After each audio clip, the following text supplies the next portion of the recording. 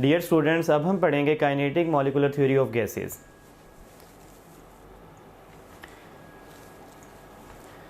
तो हम बात शुरू करते हैं क्वेश्चन से। Air is a mixture of gases, the molecule of air do not settle down due to we have four option: different molar mass, presence of dust particle in air, non-polar nature of gases and elastic collision of gas molecules। तो air का settle down ना होना, नीचे की जानिब ना आना, इसकी reason delta elastic collision of gas molecules, क्योंकि एयर के मॉलिक्यूल हर टाइम आपस में कोलाइड कर रहे हैं। Because of this collision they can not settle down, right. अब हम काइनेटिक मॉलिक्यूलर थ्योरी को इंट्रोड्यूस करवाते हैं। तो वो साइंटिस्ट जिन्होंने इस फील्ड में काम किया, हमारे पास साइंटिस्ट जो प्रोमिनेंट हैं that are Bernoulli, Clausius, Maxwell, Boltzmann and van der Waals. सबसे पहले बर्नौली साइंटिस्ट ने काइनेटिक मॉलिक्यूलर थ्योरी का कॉन्सेप्ट पेश किया और एक आइडियल गैस में जो जो खूबियाँ होती हैं इसने बयान की। इसके बाद क्लासियस, इसने काइनेटिक इक्वेशन बनाई इस काइनेटिक मॉलिक्यूलर थ्योरी के पास्टुलेट्स को इस्तेमाल करते हुए, और इसने तमाम gas laws, Boyle's law, Charles law, Avogadro's law और ग्राहम लॉ उस इक्वेशन से साबित किए। Maxwell presented a law of distribution of velocities, इसने law of distribution of velocities का कॉन्सेप्ट पेश किया, जिसके मुताबिक एक वेसल में जो गैस के मॉलिक्यूल्स होते हैं, इन तमाम मॉलिक्यूल्स की जो वेलोसिटी है वो आइडेंटिकल या इक्वल नहीं होती।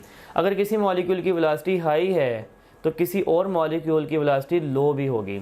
मॉलिक्यूल्स को आप डिफरेंट ग्रुप्स में डिवाइड कर सकते हैं। पहला ग्रुप हैविंग हायर वेलोसिटी और दूसरा ग्रुप हैविंग लो वेलोसिटी। इसके बाद प्रोमिनेंट साइंटिस्ट में मैक्सवेल है। मैक्सवेल ने अभी हमने देखा law of distribution of velocities को पेश किया। इसके बाद Boltzmann studies the distribution of energies among the molecules, इसने गैस मॉलिक्यूल्स में एनर्जी की डिस्ट्रीब्यूशन को स्टडी किया। बिल्कुल ऐसे जैसे मैक्सवेल ने कहा कि एक वेसल में मौजूद एक जैसी गैस के मॉलिक्यूल्स की वेलोसिटी एक जैसी नहीं होती, तो यही काम बोल्ट्जमैन ने किया। उसने कहा कि एक वेसल में मौजूद एक जैसी गैस के मॉलिक्यूल्स की एनर्जी भी एक जैसी नहीं होती। Some molecules have higher energy and other molecules at the same time in the same vessel may have low energy as compared to first type of molecules. After that, most prominent scientist is van der वाल।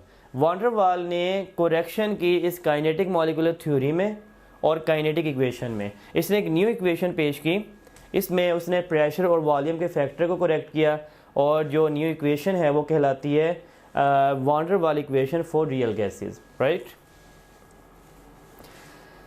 इसके बाद kinetic molecular theory के fundamental postulates कि एक ideal gas को कैसा होना चाहिए, उसे किन बातों को मानना चाहिए। नंबर 1 हम इसमें पास्टुलेट्स देख लेते हैं। Number of unit, her gas छोटे छोटे यूनिट जिन्हें मॉलिक्यूल कहा जाता है उससे मिलके बनी होती हैं। ये जो मॉलिक्यूल होते हैं ये मोनोटॉमिक भी हो सकते हैं। मिसाल के तौर पे हमारे पास हीलियम गैस है, ये एक एटम पर मुश्तमिल होती है और ऐसे हज़ार एटम आपस में कोलाइड कर रहे होते हैं और बर्तन की दीवार से भी टकरा रहे होते हैं, और ये तमाम एटम भी हैं एट द सेम टाइम ये मॉलिक्यूल भी हैं। तो ये एक ऐसी गैस है जो मोनोएटॉमिक मॉलिक्यूल पर मुश्तमिल है। ऐसी गैसेस भी होती हैं जो डाईएटॉमिक मॉलिक्यूल पर मुश्तमिल होती हैं, जैसे ऑक्सीजन है। इसमें ऑक्सीजन के मॉलिक्यूल एक वेसल में मौजूद होंगे जब आप ऑक्सीजन गैस की बात करेंगे। हमारे पास हाइड्रोजन है, हाइड्रोजन के मॉलिक्यूल H2 की फॉर्म में हाइड्रोजन गैस बनाते हैं। हमारे पास ओजोन है, ओजोन ये ट्राईएटॉमिक है, इसका एक मॉलिक्यूल 3 एटमों से मिलकर बना है। तो इससे कोई फ़र्क नहीं पड़ता कि गैस मोनोटॉमिक है, डाईएटॉमिक है, ट्राईएटॉमिक है, हर गैस मॉलिक्यूल पर मुश्तमिल होती है। कोलिजन, गैस के मॉलिक्यूल आपस में भी टकरा रहे होते हैं और बर्तन की दीवार से भी टकरा रहे होते हैं, और हम ये सपोज करते हैं कि आइडियल गैस में जो कोलिजन है दैट आर इलास्टिक। गैस के मॉलिक्यूल जिस ताकत से जाके दीवार से टकरा रहा है उसी ताकत से वो वापस पलट आएगा, ये है इलास्टिक कोलिजन। और ये नहीं होगा कि उसकी एनर्जी कम होती जाएगी, वो दीवार में जाके टकराएगा और वापसी पे उसकी एनर्जी कम होगी, वो होती है इन इलास्टिक कोलिजन। गैस के मॉलिक्यूल में इलास्टिक कोलिजन पाई जाती हैं। नंबर 3 इंटरमॉलिक्यूलर डिस्टेंस, गैस के मॉलिक्यूल में ह्यूज इंटरमॉलिक्यूलर डिस्टेंस होता है। मॉलिक्यूल बहुत ज़्यादा वाइडली एक दूसरे से सेपरेट होते हैं। उसकी वजह क्या, इनमें फोर्स ऑफ अट्रैक्शन नहीं होती, एक दूसरे को खींच नहीं रहे होते, खींचेंगे तो पास आएंगे ना। इट मीन्स कि इनमें अट्रैक्शन ना होने की वजह से they are widely separated from each other. Intermolecular forces, अभी हमने जैसे देखा कि very weak intermolecular forces, gas के मॉलिक्यूल में फोर्स ऑफ अट्रैक्शन नेग्लिजिबल ना होने के बराबर होगी। Volume, actual volume of gas molecule is negligible as compare to the whole volume. ये सबसे प्रोमिनेंट पॉइंट है, सबसे अहम पॉइंट है, क्योंकि कहा जाता है कि एक आइडियल गैस का जो एक्चुअल वॉल्यूम है, मिसाल के तौर पर मेरे पास ये गैस है और इसमें ये मॉलिक्यूल्स हैं जो मौजूद हैं। अगर मैं हाइपोथेटिकली इन मॉलिक्यूल्स को कंबाइन करूं और मैं यहाँ पे कंबाइन करके नहीं रख लूँ इस अंदाज में कि उनके दरमियान खाली जगह ना हो और वो यहाँ पे मौजूद हैं, राइट। तो ये जो एक्चुअल वॉल्यूम गैस के मॉलिक्यूल का था, देखें इस पूरे वेसल के मुकाबले में ना होने के बराबर है। बाकी क्या है, ये सारी की सारी एम्प्टी स्पेस है। तो ये कॉन्सेप्ट कहता है कि गैस के मॉलिक्यूल का एक्चुअल वॉल्यूम बिल्कुल कम होता है, आप उसे नज़रअंदाज कर सकते हैं, और फिर बाकी गैस में होता क्या है, एम्प्टी स्पेस, हर चीज़ खाली है, right. Gas molecules have nearly zero volume, ये हम आइडियल गैस की बात कर रहे हैं कि उसका वॉल्यूम नियरली ज़ीरो है, ना होने के बराबर है। इफ़ेक्ट ऑफ ग्रेविटी, गैस के मॉलिक्यूल्स पर ग्रेविटी का कोई असर नहीं है। इसकी वजह, they are randomly moving, they are colliding among themselves and with the wall of container. Due to this continuous motion, effect of gravity is negligible. तो वो आपस में टकरा रहे हैं, बर्तन की दीवार से टकरा रहे हैं, कोई चीज़ रुकी हुई हो तो उसे ज़मीन खींच सकती है, जब मूव कर रही हो तो इफेक्ट ऑफ ग्रेविटी ना होने के बराबर हो जाता है। काइनेटिक एनर्जी, गैस के मॉलिक्यूल्स की जो काइनेटिक एनर्जी है वो उस गैस के टेम्परेचर पर डिपेंड करेगी। अगर आप टेम्परेचर बढ़ाएंगे तो उसकी काइनेटिक एनर्जी भी बढ़ जाएगी, और अगर टेम्परेचर कम कर देंगे काइनेटिक एनर्जी भी कम हो जाएगी। At the end pressure, gas के मॉलिक्यूल जो बर्तन की दीवार पे प्रेशर डालते हैं, that is the number of collisions per unit area, वो जितनी बार टकराएंगे उतना ही ज़्यादा प्रेशर एग्जर्ट करेंगे, right. All the following are conclusion of the kinetic theory of gases except derivation of the van der Waals equation, relation of the average kinetic energy to temperature, derivation of Boyle's law, Graham's law of diffusion।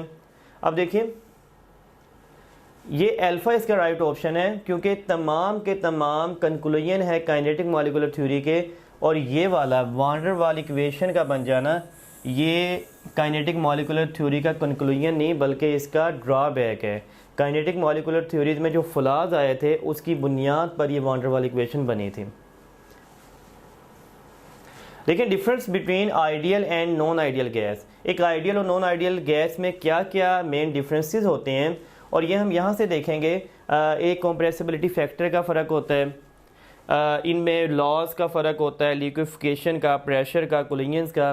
Number 1 compressibility factor, PV over nRT, ये compressibility factor कहलाता है। ये आप इस equation से निकाल सकते हैं, PV is equal to nRT, ये आइडियल गैस इक्वेशन कहलाती है।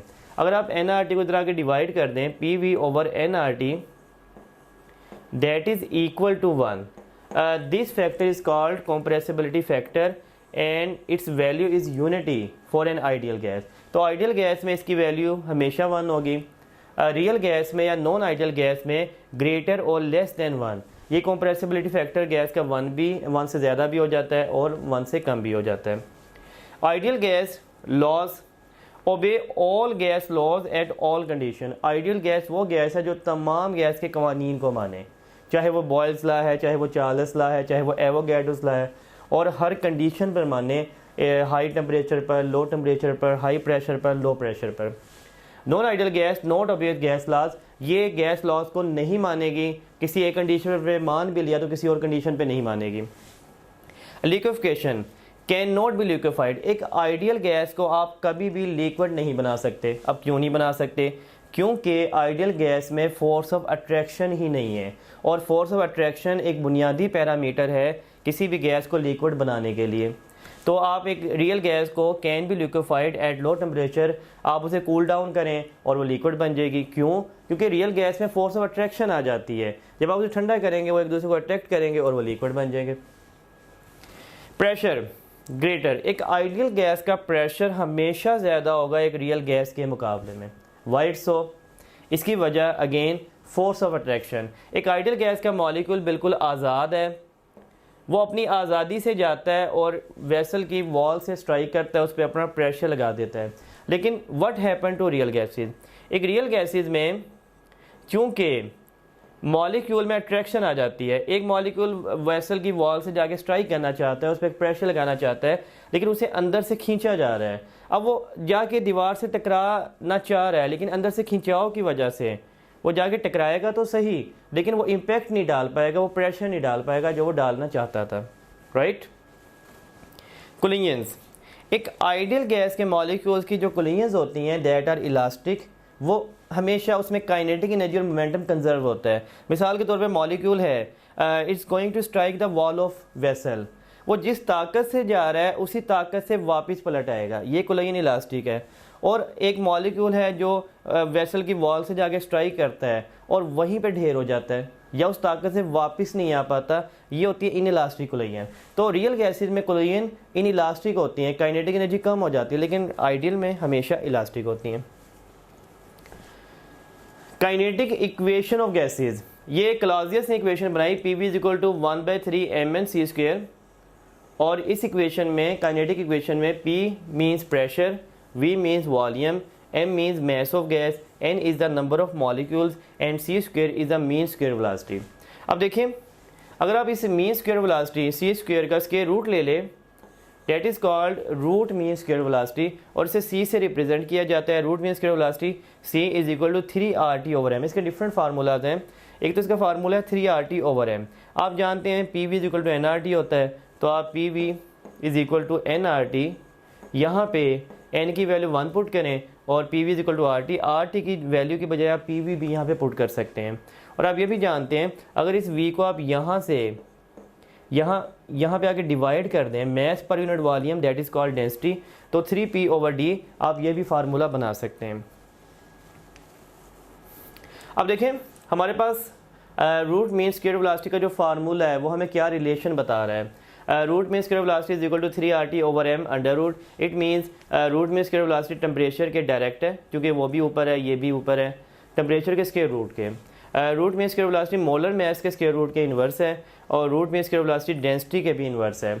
तो आप यहाँ से देखिए व्हेन टेम्परेचर इज़ डबल्ड, आप देखें इसमें रूट मीन स्क्वायर वेलोसिटी में और टेम्परेचर में क्या रिलेशन है, ये स्क्वायर रूट है। अगर आप इसे डबल करेंगे तो ये 2 टाइम बढ़ेगी, मिसाल के तौर पर 2 टाइम बढ़ेगी।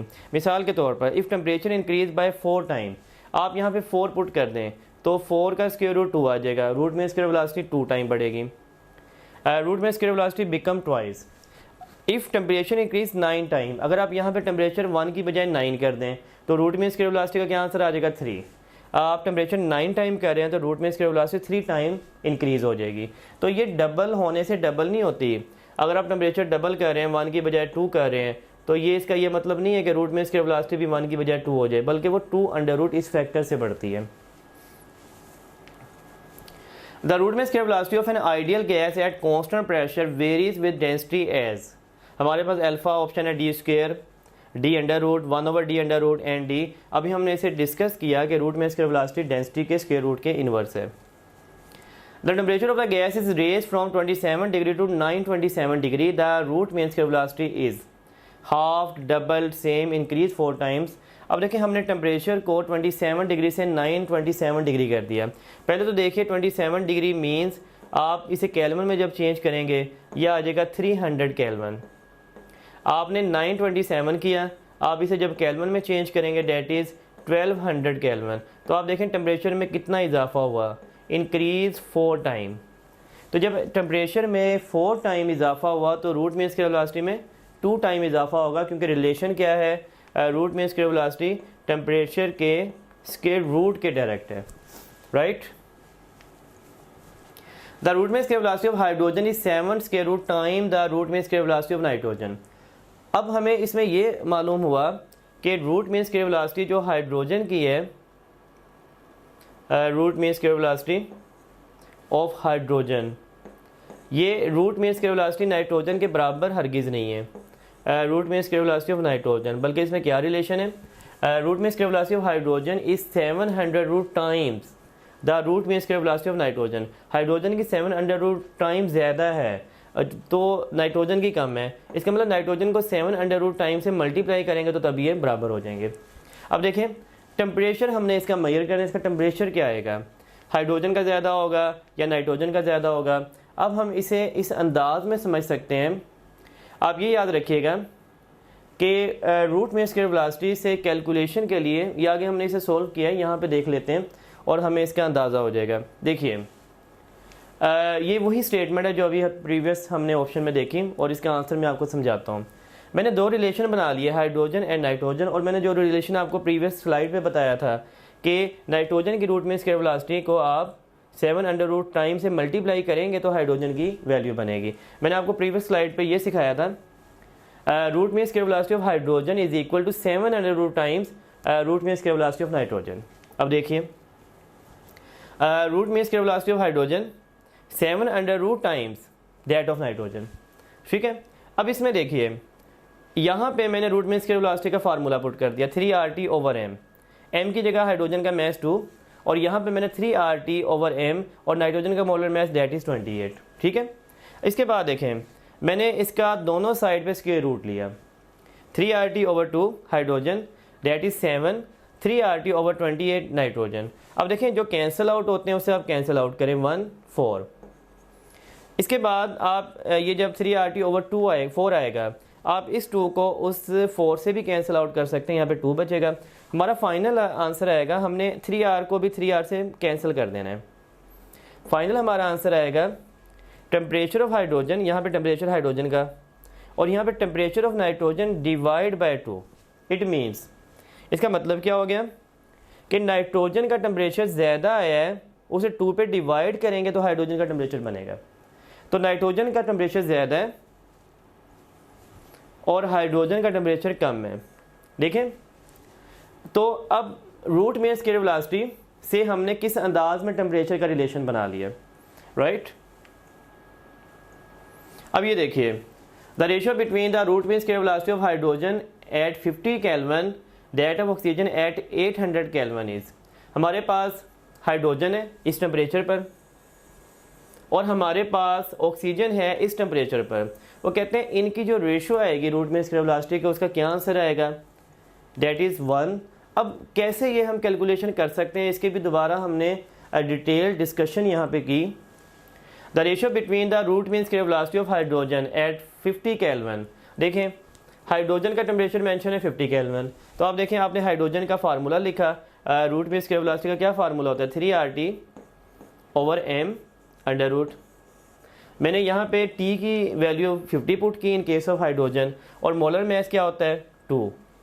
In case of oxygen 800 kelvin and आप देखिए 3RT की जगह 800 और मोलर मास ऑक्सीजन का 32। आप इसे कैंसिल आउट कीजिए और हमारे पास आंसर आएगा 75R, यहाँ पे आएगा 75R। आप देखें दोनों की रेशियो बराबर आ गई, इक्वल आ गए, तो यही इसका आंसर था, ratio is 1, right. Average kinetic energy of gas molecules, kinetic energy of gas के मॉलिक्यूल्स की होती है वो टेम्परेचर के डायरेक्ट होती है। ये काइनेटिक मॉलिक्यूलर थ्योरी का आखिरी पोस्टुलेट था, kinetic energy of gas molecule is directly related to absolute temperature. अब आप देखिए इसे हम साबित करते हैं कि काइनेटिक एनर्जी टेम्परेचर डिपेंडेंट है, ये हर गैस की सेम होती है। हमारे पास है हीलियम एट 25 डिग्री, हमने वैल्यू इस फार्मूले में पुट की 3R/2n है, ये तो कांस्टेंट है। मैंने हीलियम का टेम्परेचर पुट किया 298 kelvin, right. Average kinetic energy of CH4 at 25 degree, मैंने CH4 का टेम्परेचर पुट किया इस फार्मूले में 298 केल्विन बना। आप देखें दोनों का आंसर सेम आ गया, हालांकि ये गैस हीलियम है जो वेरी स्मॉल इन साइज, और ये गैस मीथेन है that is larger in size than that of helium, and molar mass इसका 16 होता है, इसका मोलर मास 4 होता है। अब आप देखिए कि यहाँ से हमने क्या सीखा, टेम्परेचर सेम है दोनों गैसेस का, तो उसकी काइनेटिक एनर्जी का आंसर भी सेम आ रहा है, what ever the nature of these gases, इससे कोई फ़र्क नहीं पड़ रहा। Average kinetic energy of gas depend on temperature, ये काइनेटिक एनर्जी हमेशा टेम्परेचर डिपेंडेंट है, कि गैस की नेचर पे डिपेंड नहीं करती। देखिए, if a gas expand at constant temperature, pressure decrease, kinetic energy of the molecule remain same, kinetic energy of the molecule decrease, number of molecule decrease। देखिए अभी हमने सीखा कि constant temperature means kinetic energy of the molecule remain same। Conclusion, अभी तक हमने जो चीज़ discuss की है ये उसका नतीजा, each gas at same temperature must have same average translational kinetic energy.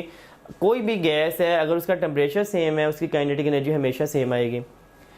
Air 21% oxygen है, 78% नाइट्रोजन है, both have same average translational kinetic energy. कोई भी गैस एयर में मौजूद है at the same temperature they have same kinetic energy. Due to different masses their molecules have different velocities and rate of diffusion. तो फिर इनमें फ़र्क क्या होता है, क्योंकि इनके मैसेज डिफरेंट हैं लिहाजा इनके रेट ऑफ डिफ्यूजन और इनकी वेलोसिटीज में डिफरेंस आता है, ना कि काइनेटिक एनर्जी में। अब देखिए, the average velocity of gas at 27 degrees 0.3 metre पर second, the average velocity at 927 degree will be 0.6। 0.3 के मुकाबले में वेलोसिटी 0.6 डबल होगी। अब हम काइनेटिक एनर्जी की बात नहीं करें, हम एवरेज वेलोसिटी की बात